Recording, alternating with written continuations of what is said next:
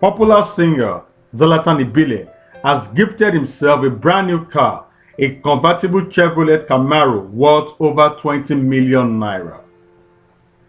Please, if you are new to this channel, don't forget to subscribe and hit the notification bell so you don't miss any update from this channel. As money no dey Lagos, Zlatan Ibile is now a proud owner of a convertible Chevrolet Camaro worth over 20 million naira.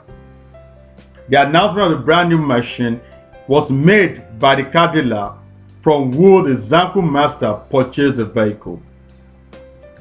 Taking to his Instagram page to share the news, the popular car dealer Abul Ibe congratulated Zlatan Ibile for acquiring the luxury car from him.